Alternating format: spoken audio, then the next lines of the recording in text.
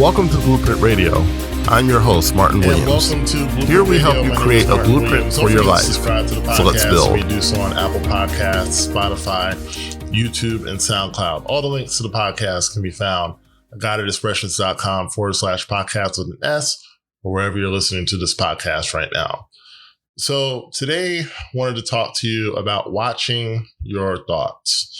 One of the core books that I read, there's 7 to 8 books that I come back to over and over again. And for those of you that don't know, those books are Think and Grow Rich, The Power of Decision, The Master Key System, Creative Mind and Success, Power of the Subconscious Mind, Had to Think About It, The Power of Awareness, and the Bible.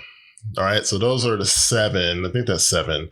And, I always add in some more. I read all the time, but those 7 books I go back to time and time again to get more and more wisdom for my life and to share with others. So one of those books that I mentioned is Creative Mind and Success. And I was reading that over the weekend. And one of the cool things that I pulled out of it is that every thought is creative.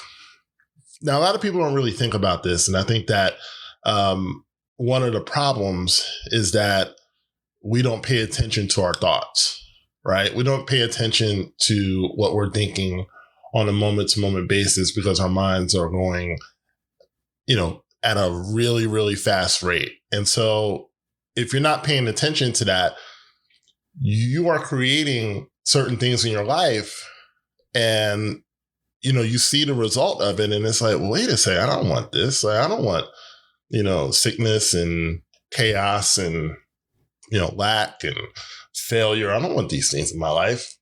And, I didn't create this on my own, but, you kind of did, right? And so one of the things you have to learn, and that I had to learn, is that we all have a mental atmosphere, okay? And what that mental atmosphere is that, think of it like a thought cloud. So we're thinking on and on and on all throughout the day. And we're putting these thoughts out, right? And just like a factory, if you drive by a factory, right? Where I used to live in the Northeast and you see all these manufacturing plants. And so these plants, they put out all the smoke into the atmosphere. Okay.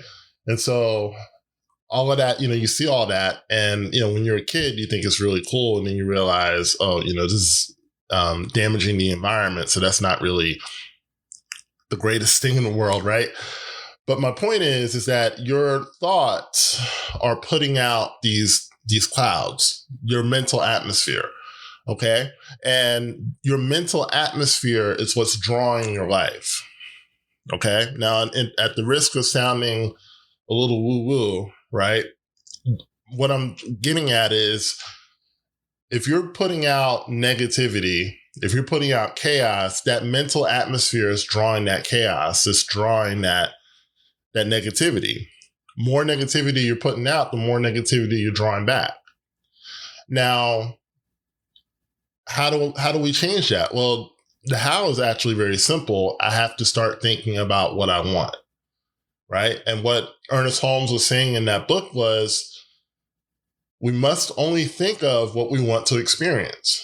OK, so if you're going for a job interview, right, and you have anxiety, you have a lot of, trepidation about what this interview could turn into. Obviously, the biggest fear is that you don't get the job. OK. You can't think like that because if you think about, I'm not going to get this job, I'm not qualified.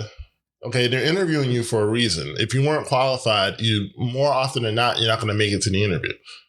Okay, I remember when I was going for medical school and I got interviewed by a medical school. I went to a couple of medical school interviews and I went to the interview and I was really nervous. And the admissions counselor, who was really helpful, she would say, we brought you here for a reason. Okay. We don't interview everybody. And that really kind of set me at ease, because if I was being interviewed, that meant that they were seriously considering admitting me. Now, I didn't get that particular admission. I got admitted to another program within that school. But my point is that I was being interviewed because I was a serious candidate. And so if you're interviewing for that job, you're a serious candidate. Okay, whether you wanted to see it or not, they see you as a serious candidate. So you are best suited to think of yourself as a serious candidate and say, hey, I do belong here, and I'm going to tell them why. I'm going to tell them what I can bring to this company. I'm going to tell them what I can do to help make this company better. Okay, I'm going to do my research, and I'm going to come in that interview prepared instead of being scared. You can be prepared or scared, right? That's kind of the choice. And a lot of people choose scared because that's the default. So your mental atmosphere, instead of being afraid and being anxious and everything else, you can have a mental atmosphere of being prepared and being serious and owning the room. Now, does that mean you'll get the job? Not necessarily, but you're more likely to get it if you have that atmosphere, right? If you're bringing that atmosphere, because people can detect your mental atmosphere, whether they understand it fully or not. They can detect your mental atmosphere. So if you're bringing your mental atmosphere of low self-esteem and fear and trepidation and lack of clarity and all of that, and there's nothing wrong with having any of those things, but you got to change it, right? There's nothing wrong with having, I got up this morning and there's a screw in my tire. There's nothing wrong with the screw being in the tire. It happens to everybody at some point. Excuse me. It happens to everybody at some point. But now is what do I do about it? Do I just let the screw stay in the tire, or do I take it to a tire place so they can pull the screw out, right? It's not so much what happens to you as what you do about it. So, your mental atmosphere is what it is. Now you know about mental atmosphere. What are you going to do about it? The way you change it is you change your thoughts. All right. You change it from, I hate this job, to, I appreciate this job, and it's putting food on my table. It's providing prosperity for myself and for my family. And I'm moving towards something else. But I appreciate where I am, and I appreciate what it's doing, right? There's two ways to think about it. The mental atmosphere, if you're putting out negativity and toxicity, you're going to just draw more negativity and toxicity. We see it on social media all the time. People who put out toxicity and put out negativity, they draw it, right? They draw that back to them, and it's a law. It's how the world works. It's how this particular concept works, okay? So refuse to think about failure or doubt. Don't doubt your power. All of us have the power. I don't care if you have $1 in your pocket, $1 in your bank account. You have the power to change your mental atmosphere, and in doing so, you will change your life, okay? Stop thinking negativity. Stop putting out negative thoughts, okay? Are you going to be able to stop this on a dime? No, you probably aren't, because you have that habit of putting negativity out time and time again, right? But what you got to do is that, every hour, just catch your thoughts. Put a reminder in your calendar. I did this one time to, check your thoughts, pay attention to your thoughts, right? What am I thinking right now? Okay. Am I thinking, I hate this person, I hate my life? Or am I thinking, am I thinking gratitude? Am I thinking appreciation? Okay. Because in doing so, I'm changing my mental atmosphere. Am I thinking I'm not going to get this client?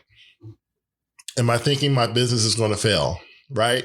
I can think that, or I can think I'm getting this client, my business is going to succeed. Am I thinking, I don't know what I want to do, I'm confused, I got a lack of clarity, I'm lost, right? And again, that might be true, but is that helping you? It's not helping you right now, right?